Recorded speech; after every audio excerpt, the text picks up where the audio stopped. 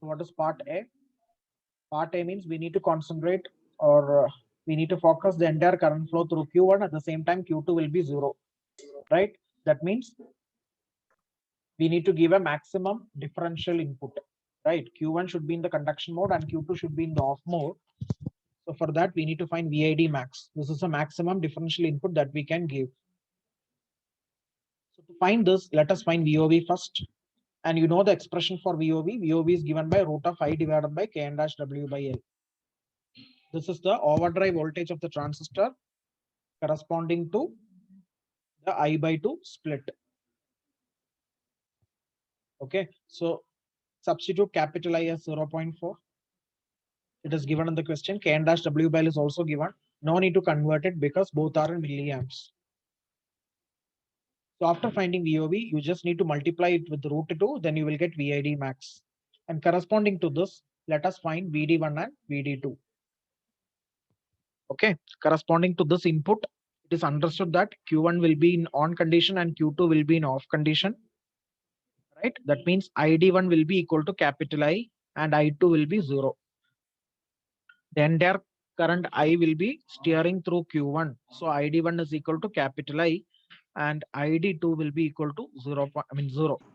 ID1 equal to 0.4, ID2 equal to 0. Correspondingly, you can find VD1 and VD2. Let me know the answers for VD1 and VD2. How will you find? VD1 is VDD minus IDRD. VD2 is VDD minus IDRD. The only thing is you need to take ID1 as 0.4 and ID2 as 0 because Q2 is off condition. Let's start finding VD1 and VD2 and put your answers in that box.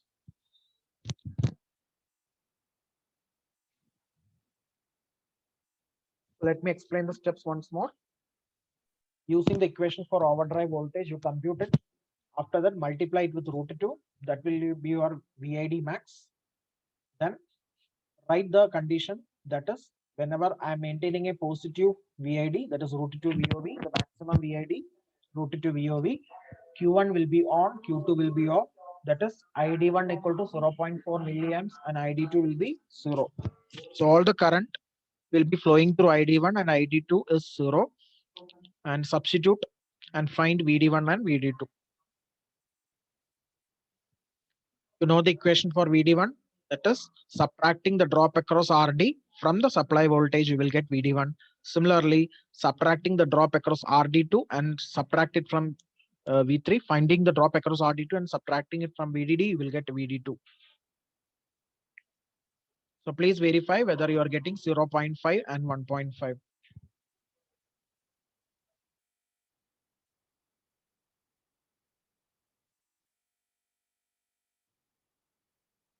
Yes, sir. Okay. So now you can find the second case. What is the second case? In the second case, we need to find VID for steering the current through Q2 and correspondingly find VD1 and VD2. So the entire current will be flowing through Q2 alone. So that ID2 will become capital I. ID2 will be equal to capital I and ID1 equal to 0. So to achieve this, VID should be equal to minus root 2 VOV. That means you need to go for the minimum limit.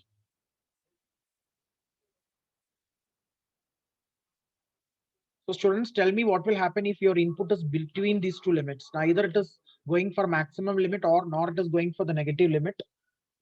So if your input is between these two limits, what will happen? Can anybody tell me?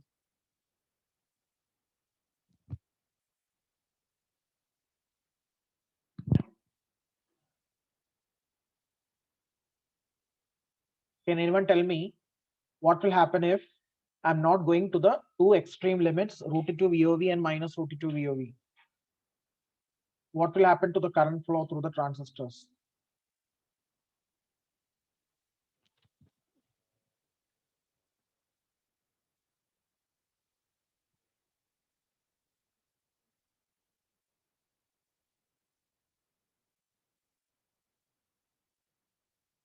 So it will be sum of the two currents, sir, from each transistor. Yes, good.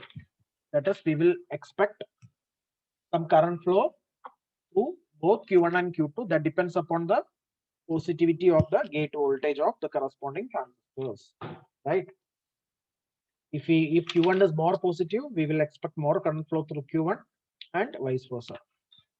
But in this case, they have asked to find the extreme cases. That means either the current will be focusing only through Q1 as per the case A, or the current is focusing only through Q2 as per the case B. So proceeding with case B, you need to find minus √2 VOV, make it as min.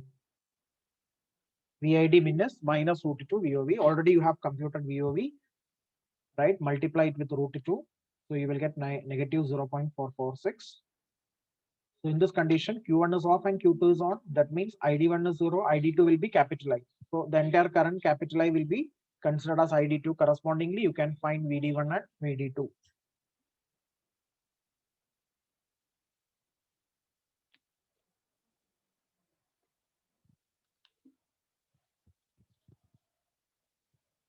So what is the difference that you observed?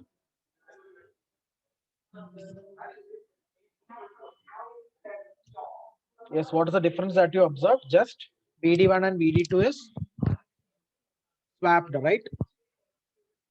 In the previous case, we got VD2 as 1.5, but now VD2 as VD1 as 1.5. And similarly, VD2 as 0.5 because the current is being swapped. Are you following me, students?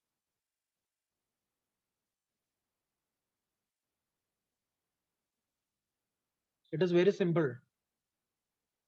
Able to follow, right?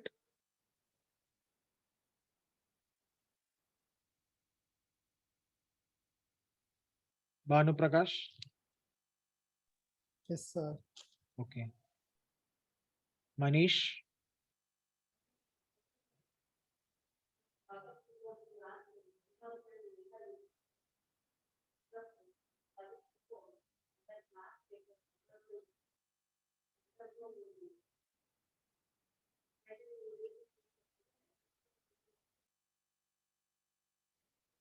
Now coming to part C, that is the range of differential output voltage. The range of differential output voltage. So what is output voltage? Output voltage is the potential difference between D2 and D1. VD2 minus VD1.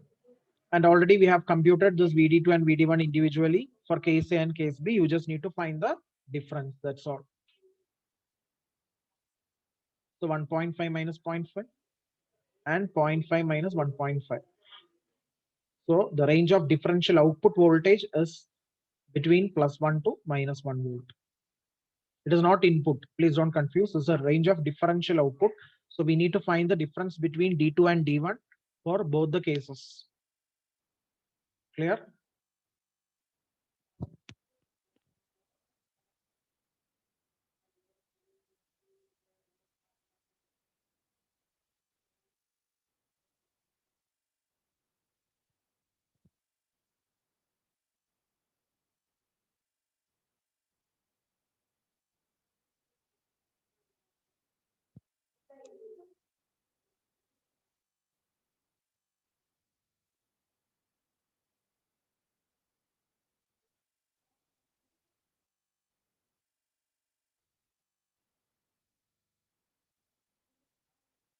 Any doubts?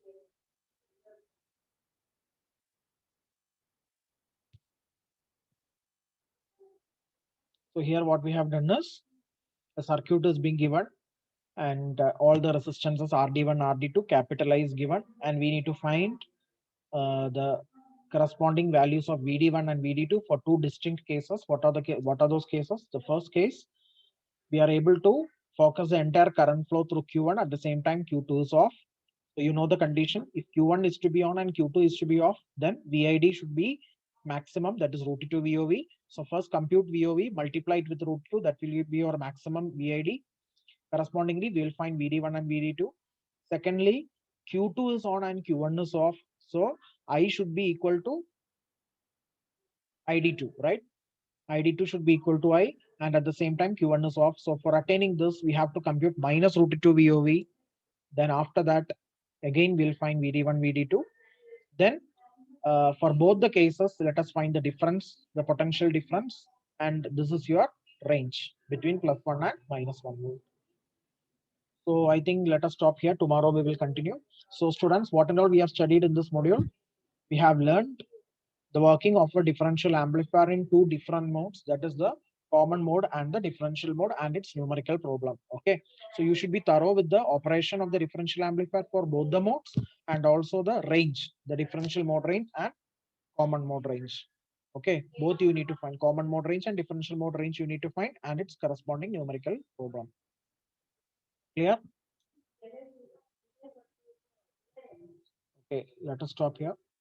Thank you for joining and tomorrow we'll continue.